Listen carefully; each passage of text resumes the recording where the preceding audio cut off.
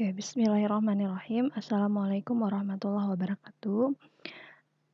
Alhamdulillahirrabbilalamin. Segala puji bagi Allah Subhanahu wa Ta'ala, karena hari ini kita bisa kembali bertemu dalam kuliah Kimia Farmasi 2 dengan judul Titrasi Bebas Air. Dan ini merupakan tema terakhir untuk titrasi. Nah, selanjutnya untuk minggu depan kita sudah masuk analisis menggunakan instrumen seperti spektrofotometer. Jadi ini merupakan tema terakhir dalam titrasi, rangkaian titrasi.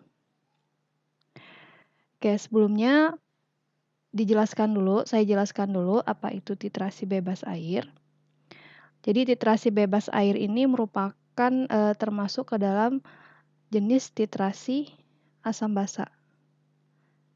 Dari segi reaksinya, prinsip reaksinya itu sama dengan titrasi asam basa. Yang membedakan apa antara titrasi bebas air dengan titrasi asam basa yang biasa? Nah, untuk titrasi bebas air ini menggunakan pelarut non-air. Ya. Jadi untuk larutan baku primernya dan untuk melarutkan senyawa yang akan ditentukan kadarnya tidak menggunakan pelarut air, melainkan menggunakan pelarut organik. Nah, senyawa-senyawa apa saja yang bisa ditetapkan kadarnya dengan titrasi bebas air ini? Nah, titrasi bebas air ini digunakan untuk menetapkan kadar senyawa-senyawa asam basa yang sangat lemah. Ya. Jadi kalau asam atau basa yang sangat lemah itu nilai pKa-nya yang untuk basa ya itu kecil dari 7, yang untuk asam nilai pKa-nya besar dari 7. Jadi hampir mendekati ke air ya yang normal pKa 7.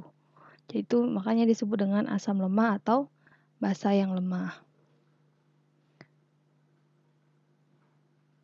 Nah, kenapa tidak boleh menggunakan air dalam titrasi bebas air ini atau kita singkat dengan TBA? Karena air ini merupakan senyawa amfoter atau amfiprotik. Apa itu senyawa amfoter atau amfiprotik? Senyawa amfoter atau senyawa amfiprotik ini merupakan senyawa yang mampu bertindak sebagai asam atau basa sesuai dengan lingkungannya. Nah, maksudnya apa? Maksudnya ketika lingkungan dia, jadi gini ya, kita kasih langsung aja contohnya. Nah, contohnya seperti ini. Bagaimana sifat amfoter air bisa dilihat pada reaksi berikut ini. NH4+ atau amonium ya ketika bereaksi dengan air, maka dalam reaksi ini posisinya air sebagai basa. Ya. Kenapa disebut air sebagai basa? Karena di sini yang kita lihat adalah ini ya. Air dia menjadi aseptor proton. Nah, ini berdasarkan teori Bronsted-Lowry. Ya, ketika suatu senyawa sebagai aseptor proton, maka dia merupakan suatu basa. Jadi ketika amonium bereaksi dengan air, nah di sini air ini merupakan suatu basa karena dia menjadi aseptor proton. Sedangkan amonium ini merupakan suatu asam karena dia melepaskan H+ atau melepaskan proton. Jadi NH4+ berubah menjadi NH3. Ya, ketika NH4+ berubah menjadi NH3, berarti kan ada satu H+ yang lepas. Ya, karena dia memberikan atau donor proton H+, maka amonium ini disebut dengan asam. Sedangkan di sini air menerima H+ yang dilepaskan oleh amonium, makanya disebut dengan basa. Ini dilihat ya dari H2O menjadi H3O+, berarti H2 ini ada satu H+ yang diterima. Nah, berikutnya yang di bawah, ketika amonia bereaksi dengan air. Nah, di sini amonia merupakan suatu basa karena dia menerima proton. Dari NH3 berubah menjadi NH4+, berarti kan dia mendapatkan satu H+ ya. Mendapatkan satu H+, makanya dia merupakan suatu proton. Sedangkan air di sini dia merupakan suatu asam karena dia melepaskan H+. Nah, di sini kan dari H2O berubah menjadi OH-, berarti kan ada satu H yang lepas. Ya, karena dia melepaskan satu H+, berarti dia merupakan suatu asam. Jadi inilah tergantung lingkungannya. Tergantung dia bereaksi dengan siapa. Makanya air ini disebut dengan amfoter. Sifatnya disebut dengan sifat amfoter. Jadi bisa bersifat basa, bisa bersifat asam, tergantung dari lingkungannya. Nah, jika suatu senyawa merupakan asam atau basa yang sangat lemah, maka dia tidak bisa dititrasi menggunakan pelarut air. Ya, kenapa tidak bisa dititrasi pelarut air? Karena air ini akan menjadi saingan, ya akan berkompetisi dengan basa atau asam lemah tersebut, asam atau basa yang sangat lemah tersebut untuk mendapatkan H+ atau mendonorkan H+. Nah, dia akan ikut berkompetisi. Makanya titrasinya harus menggunakan pelarut yang bukan air agar memberikan titik akhir yang tajam. Pelarut bukan air ini contohnya pelarut anorganik. Maaf ya, pelarut organik. Contohnya pelarut-pelarut organik. Kita ulang kembali untuk teori asam basa Bronsted-Lowry. Yang disebut dengan asam itu adalah senyawa-senyawa yang terdisosiasi menghasilkan proton. Ya, ketika dia terurai, dia akan menghasilkan proton atau melepaskan proton. Sedangkan untuk senyawa basa itu adalah senyawa yang cenderung untuk bergabung dengan proton atau menerima proton. Nah, bisa dilihat dari reaksi ini. Contohnya jika suatu asam di sini dilambangkan dengan Hb, ya, terdisosiasi, maka akan menghasilkan proton, satu proton atau beberapa proton ya, tergantung dari ada berapa proton yang dia punya, dan menghasilkan basa konjugasi. Jadi hasil disosiasi suatu asam itu adalah proton dan basa konjugasi. Di sini disebut dengan basa konjugasinya. Oke, jadi misalnya kalau bingung, Bu, bingung ya lihat reaksinya. Lihat aja kalau misalnya ini kan sebelah kanan ya. Ini kan reaktan, disebut dengan reaktan. Ya, yang zat-zat yang ada di sebelah kiri itu disebut dengan reaktan. Zat-zat yang ada di sebelah kanan itu sebenarnya kan produk. Jika produknya itu ada H+, berarti dia merupakan suatu asam. Berarti dia melepaskan proton. Nah, jika misalnya kebalikannya, jika dia bereaksi dengan H+, ya. Nah, berarti dia pasangannya adalah basa. Karena basa itu merupakan suatu aseptor atau penerima proton. Berarti yang akan bergabung dengan proton sehingga menghasilkan asam konjugasi. Ini disebut dengan asam konjugasi.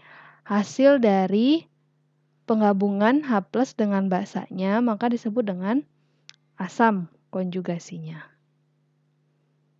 Nah, itulah definisi asam basa menurut Bronsted-Lowry. Suatu asam, ya, suatu senyawa asam itu bisa berupa molekul netral, contohnya HCl. Jadi kalau molekul netral itu berarti tidak ada muatannya. Atau bisa jadi dia merupakan suatu kation. Kation berarti dia muatannya positif. Contohnya C6H5NH3+ atau anilin. Ya. Nah, lihat dari muatannya, ada muatan positif di sini.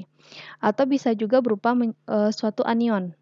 Anion itu berarti bermuatan negatif. Contohnya ASO4 min. Ada muatan negatif berarti dia suatu anion.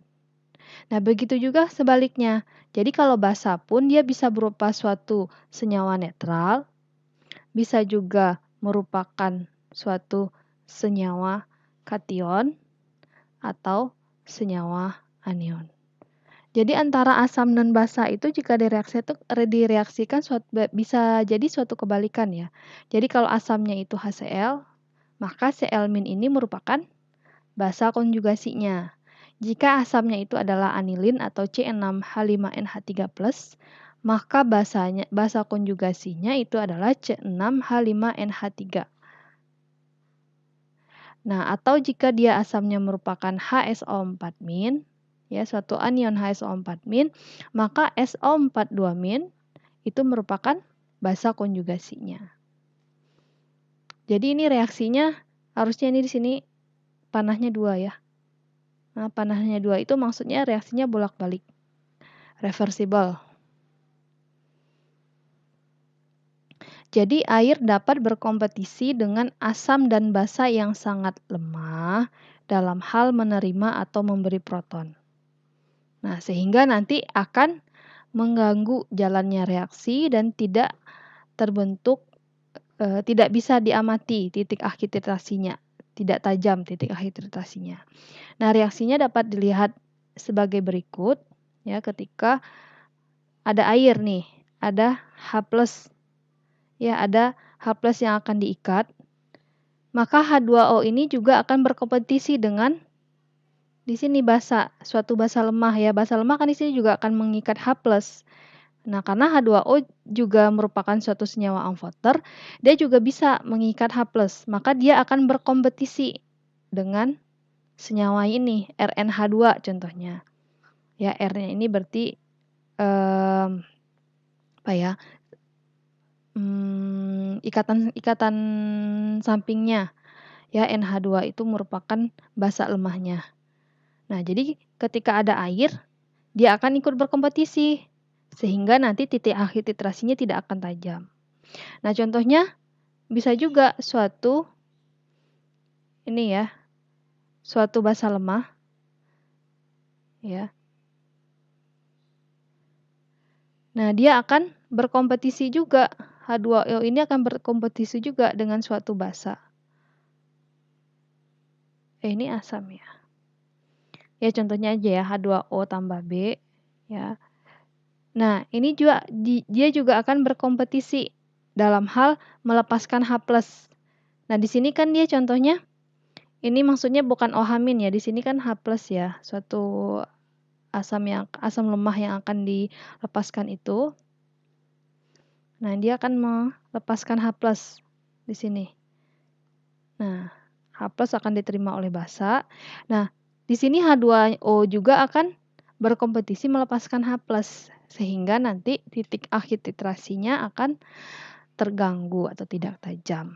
Makanya untuk penentuan basa-basa yang sangat lemah, contoh basa-basa yang sangat lemah itu contohnya adalah golongan alkaloid misalnya, yang mengandung N ya, yang mengandung gugus amin. Maka tidak bisa titrasinya menggunakan pelarut air. Prinsip titrasinya sama, titrasi asam basa, tapi pembawanya atau pelarutnya tidak boleh air.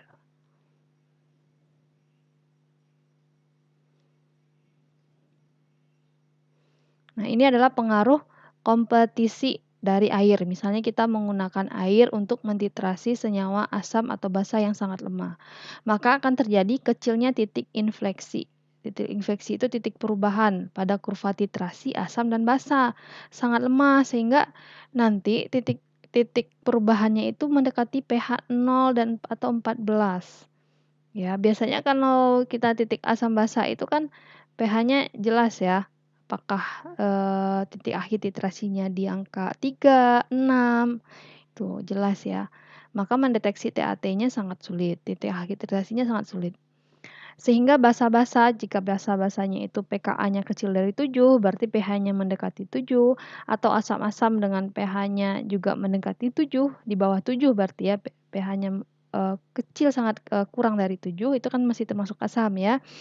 Nah, itu tidak akan dapat ditentukan kadarnya secara tepat pada media air. Jadi tidak boleh pelarutnya air. Baik itu pelarut untuk larutan standarnya, begitu juga dengan untuk melarutkan senyawa tersebut tidak boleh menggunakan media air. Penggantinya air ini kita gunakan pelarut organik ya, karena pelarut tersebut tidak berkompetisi menerima dan memberi proton. Nah, itu highlight-nya ya, tidak berkompetisi menerima dan memberi proton. Apa saja pelarut-pelarut yang digunakan untuk titrasi asam basa ini? Nah, biasanya contoh macam-macam pelarutnya ya. Jadi ada istilah-istilah bagi pelarut dalam titrasi bukan air ini, TBA titrasi bebas air. Ada yang bilang bukan air, ada yang bebas air. Pertama ada yang disebut dengan pelarut aprotik. Pelarut aprotik ini merupakan pelarut yang tidak menerima maupun memberi proton. Jadi dia inert ya, bersifat inert. Jadi tidak ada sifat asam atau basa. Nah, contohnya apa? Contohnya pelarut-pelarut nonpolar seperti benzen, karbon tetraklorida atau CCl4, CHCl3 atau kloroform serta hidrokarbon alifatik atau senyawa-senyawa pelarut turunan hidrokarbon alifatik, hidrokarbon rantai lurus. Ada toluen juga ya. Nanti tinggal dicari aja apa saja contoh pelarut-pelarut hidrokarbon alifatik. Benzen, heksan, itu kan hidrokarbon alifatik ya. Kemudian ada yang disebut dengan pelarut protofilik.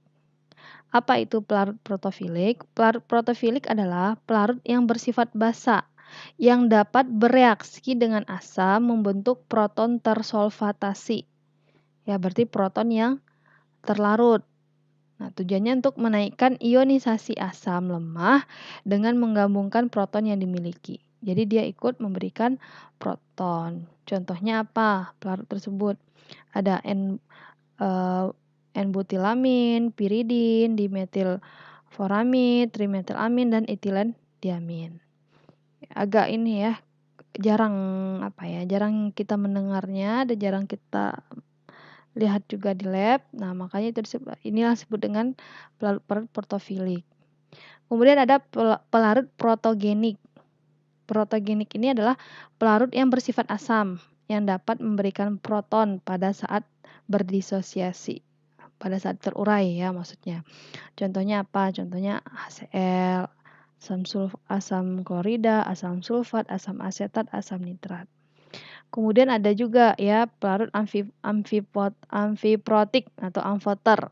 Itu contohnya air tadi, tapi kita kan di sini TBA ya, titrasi bebas air. Pelarut yang dapat menerima atau memberikan proton. Jadi memiliki sifat asam atau basa, contohnya air. Selain air apa yang memiliki sifat amfiprotik? Contohnya alkohol, etanol, metanol, dan juga ada asam asetat glasial. Aplikasinya bisa untuk titrasi bebas air basa lemah. Jadi senyawa yang akan kita tentukan itu merupakan suatu senyawa basa yang sangat lemah, golongan basa yang sangat lemah. Nah, pelarut yang digunakan adalah asam perklorat dicampur dengan larutan asam asetat. Ya, walaupun larutan asam asetat itu amfiprotik, tapi ketika dia sudah dicampur dengan asam perklorat, ya, nanti sifat asam perkloratnya menjadi kuat. Nah, asam perklorat dalam larutan asam asetat ditambahkan asam asetat anhidrida. Jadi ditambahkan asam asetat anhidrida. Anhidrida ini artinya asam asetat yang bebas air. Gunanya untuk menghilangkan air yang ada dalam asam perklorat. Jadi karena kan suatu pelarut itu masih ada kontaminannya ya. Jadi tidak murni 100%. Contohnya juga alkohol 96%, berarti kan 46%-nya masih ada air yang terkandung di sana. Nah, untuk menghilangkan air pada asam perklorat itu, maka digunakan asam asetat anhidrida.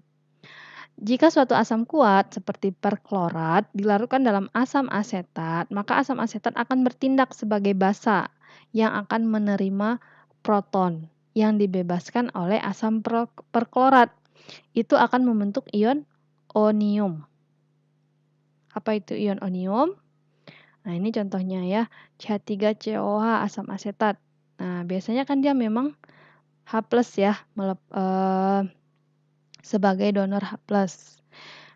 Nah, ketika dia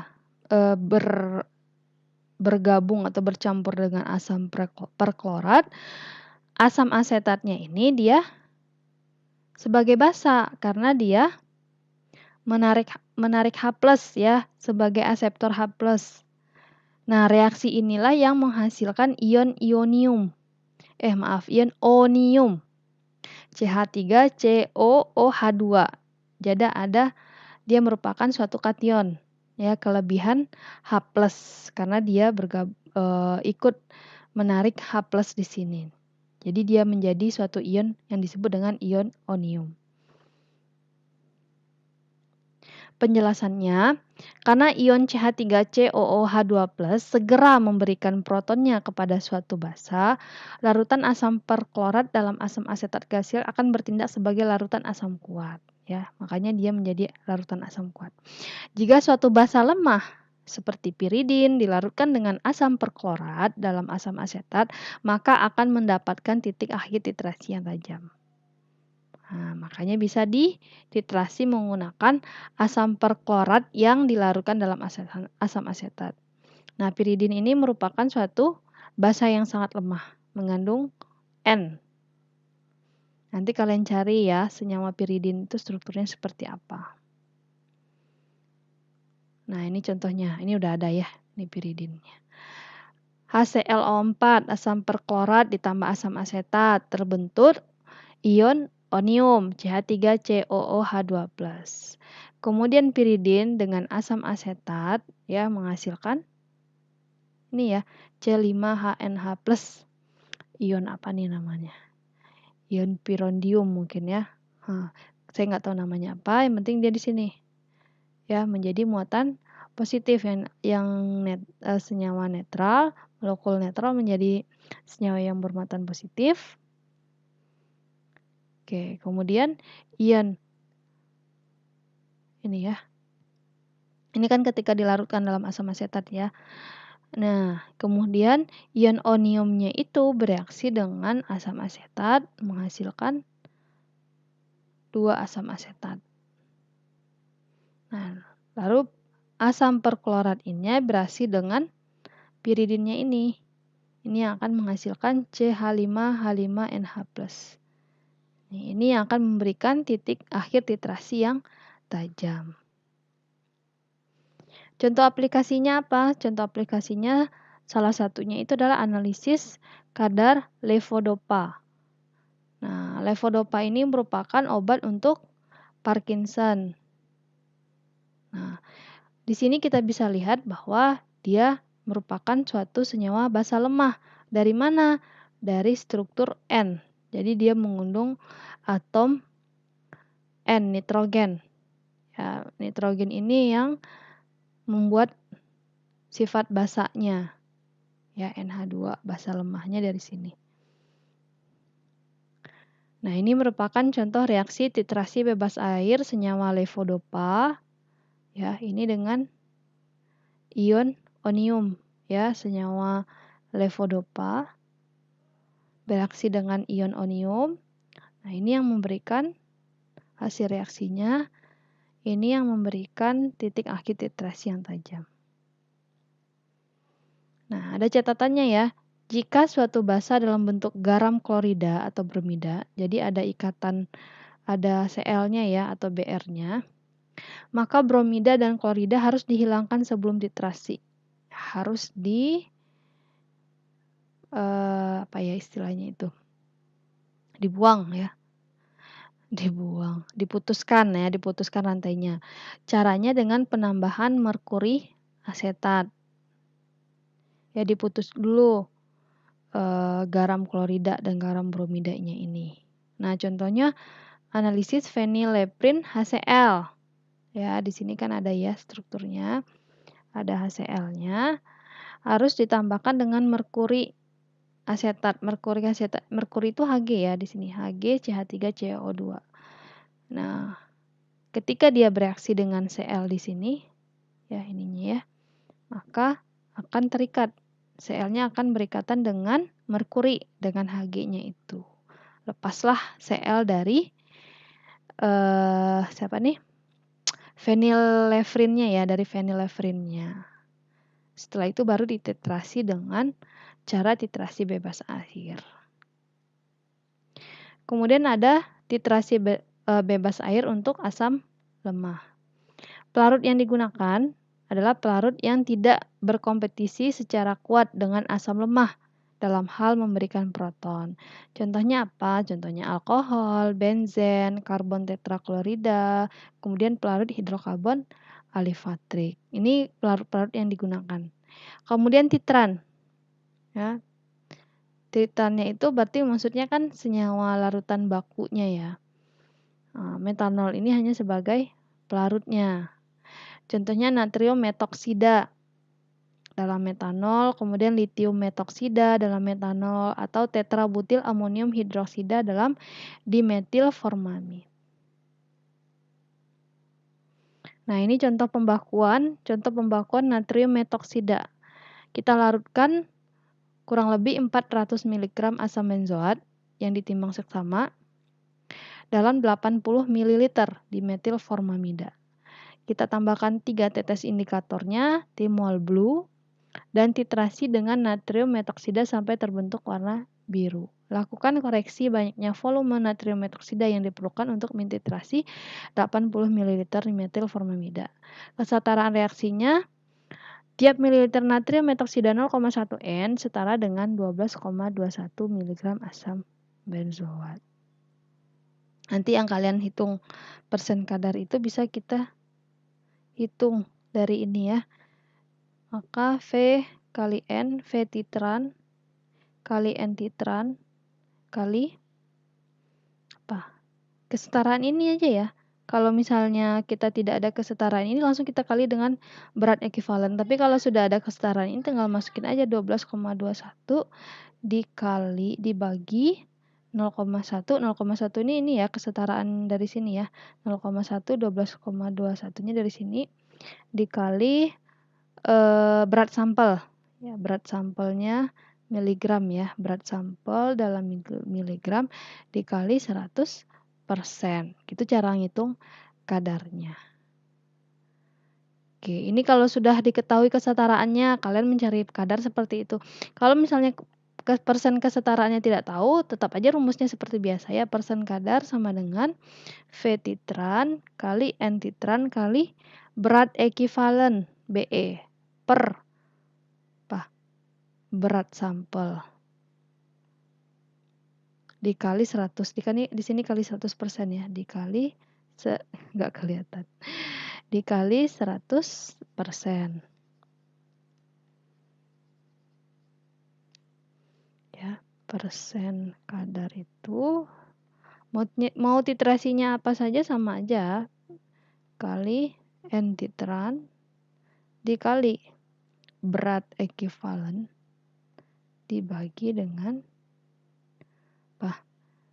berat sampel yang ditimbang, yang dititrasi ya.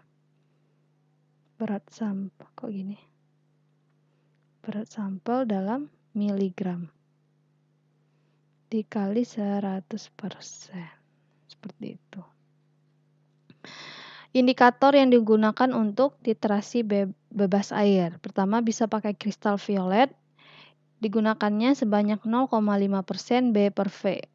Berat per volume. Jadi kalau 0,5% berarti 0,5 gram dalam 1 ml air. Ya, maaf, 0,5 gram dalam 100 ml air. Nah, maaf, bukan air ya. Ini kan titrasi bebas air. Berarti di pelarutnya adalah asam asetat glasial. akan berubah warna dari ungu. Berubah warna dari ungu adalah melalui biru diikuti oleh hijau. Kemudian menjadi kuning kehijauan dalam reaksi di mana basa seperti piridin yang dititrasi dengan asam perklorat. Jadi dari ungu, biru, hijau, kuning kehijauan. Ya, berubah-ubah ya warnanya. Kemudian merah ya, digunakan sebagai solusi itu larutan ya. Larutan B per V 0,2% dalam dioksan. Larutnya dioksan berubah dari kuning menjadi warna merah. Kemudian ada naftol benzin, kenaldin merah, biru timol. Oke.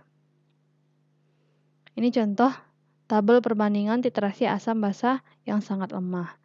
Untuk asam lemah, titerannya kita menggunakan natrium metoksida, litium metoksida. Ini asam lemah ini maksudnya senyawa yang kita tentukan ya, sifatnya asam lemah, asam yang sangat lemah.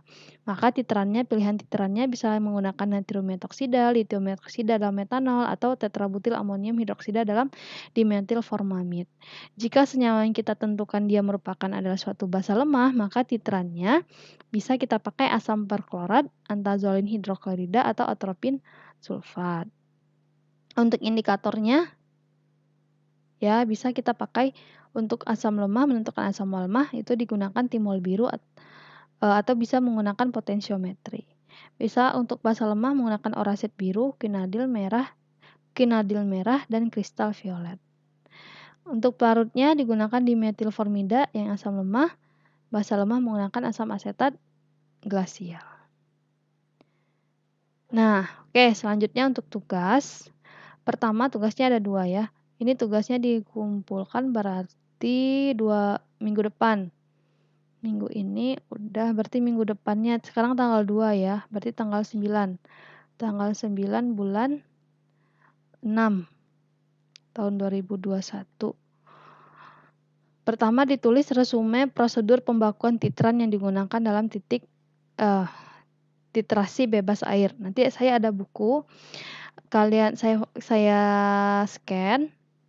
Nanti kalian tulis prosedurnya. Misalnya prosedur pembuatan asam perklorat 0,1 N. Nanti kalian tulis step by step. Pertama, timbang. Seperti biasa ya, flowchartnya. Timbang apa?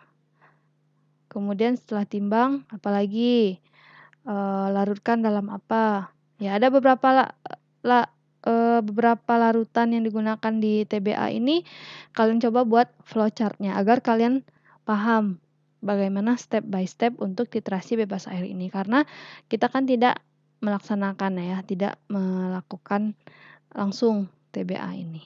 Itu tugas yang pertama. Tugas yang kedua, nah kita kan sudah belajar ada 6 titrasi. Nah, coba kalian rangkum ya, ini istilahnya kalian petakan. Dari ke-6-nya itu pertama prinsip reaksi masing-masing titrasi itu apa? Asam basa, prinsip reaksinya apa? Kemudian larutan standar yang digunakan untuk titrasi asam basa apa? Indikator-indikatornya apa saja yang digunakan? Bentuk kurva titrasinya apa? Kemudian contoh sampel yang bisa kita tetapkan kadarnya menggunakan titrasi itu apa saja contoh-contohnya. Kemudian bagaimana menghitung 1 mg ekivalen. Maksudnya yang ini, misalnya ini kesetaraannya 1 mol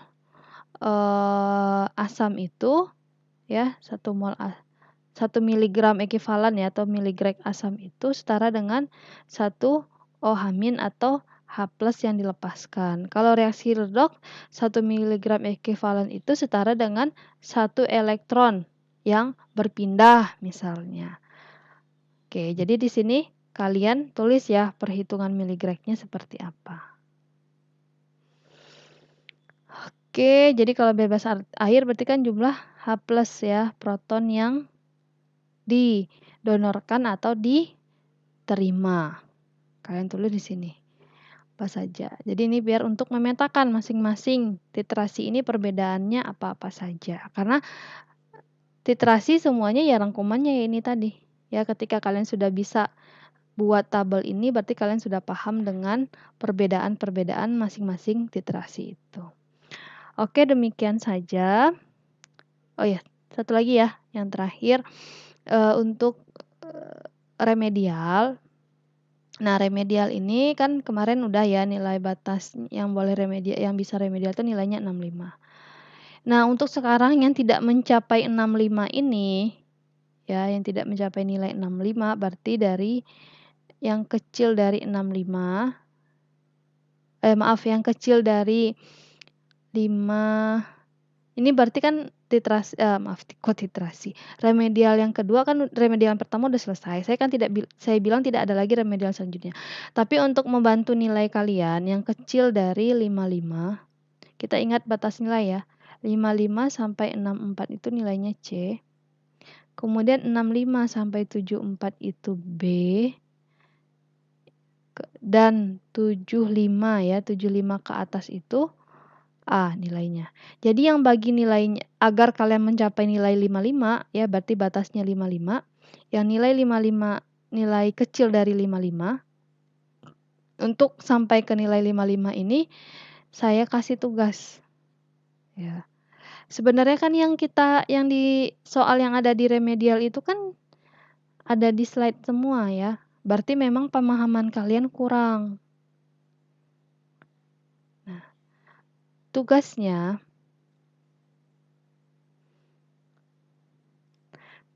adalah nanti tugasnya per rentang ya. Per rentang itu maksudnya nilainya yang kecil dari 20, yang kecil dari 30, yang kecil dari 40, yang kecil dari per ini aja ya, 55. Jadi nilainya antara gitu loh. Misalnya dari 45 sampai 54 itu tugasnya beda. Kemudian nilainya yang 44 berarti di sini ya. Nilainya yang 35 sampai 44 itu nanti tugasnya juga beda. Kemudian 25 sampai 34 tugasnya juga beda. 0 sampai 24 beda lagi tugasnya. Ya, jadi kita bagi per rentang nilai 45 sampai 54, 35, 44, 25, 34, 0 sampai 24. Tolong dicatat ya. Nanti saya ingatkan tugasnya nanti beda masing-masing. Jadi saya tulis dulu nanti nilai kalian berapa saja. Nah, tugasnya nanti juga tergantung dari seberapa jauh lagi kalian akan mencapai nilai 55 tadi. Nah, karena soal-soal ini kan semuanya ada di slide ya, berarti pemahamannya kalian yang kurang. Dan saya tolong yang tidak paham itu bisa kalian tulis Jabri atau dikumpulkan ke Sipen. Yang bagian yang nggak paham tuh bagian yang mananya. Tuh, jadi walaupun dia pilihan ganda, tapi kalau konsep atau memang prinsipnya kalian nggak ngerti, ya tetap aja. Ya mau diulang berapa kali pun kalau prinsip dari pelajaran kita, ya kuliah kita kalian nggak paham, ya tetap aja nilainya segitu. Tuh, karena ini memperlihatkan memang pemahaman ya, bukan hanya tebak-tebakan. Benar-benar pemahaman. Oke, jadi ini dulu ya nilainya dari 0 sampai 24, 25 sampai 34, 35 sampai 44, 45 sampai 54, nanti tugasnya beda. Ya, nanti saya infokan lagi tugasnya apa melalui Sipen. Minggu depan nanti saya sudah fix tugasnya apa, tolong ingatkan. Ya Bu, tugasnya apa Bu? Jadi lebih aktif ya. Lebih aktif nanya ke Sipen atau ke dosennya, tugas kalian apa. Kalau enggak, nilai kalian tetap segini. Tidak akan ditarik sampai ke 55. Seperti itu ya. Jadi kita bukan mengejar nilai, tapi dari nilai ini kita bisa melihat sejauh mana pemahaman kalian terhadap materi kuliah ini. Seperti itu maksudnya ya. Oke, jadi karena itu nanti tolong ingatkan saya untuk pembagian tugasnya berdasarkan range nilai ini. Ya, saya akan ambil nilai yang terbaik, saya akan bandingkan dengan nilai sebelumnya. Untuk itu tolong ingatkan kembali tugasnya apa. Oke, demikian saja untuk hari ini. Terima kasih banyak atas perhatian kalian. Waduh, masih ada ya yang ingin disampaikan. Jadi, misalnya kalian ada yang kesulitan dalam belajar online ini, jika kalian mau luring saya boleh ya, tapi by request gitu. Maksudnya tetap jalan video ini, tapi jika ada yang memang membutuhkan pelajaran tambahan, nanti itu bisa lapor ke Sipennya, ke Hesti. Siapa aja yang mau belajar luring, belajar tambahan, materinya apa, nanti kita sepakati harinya kapan. Seperti itu ya. Oke, demikian. Terima kasih atas perhatiannya. Semoga dapat dipahami apa yang saya sampaikan. Jika ada pertanyaan silahkan, boleh komen di YouTube-nya, atau boleh japri, atau boleh melalui Sipen. Kalau malu melalui Sipen juga boleh. Oke, terima kasih. Saya tutup. Wabillahi taufik wa hidayah. Wassalamualaikum warahmatullahi wabarakatuh.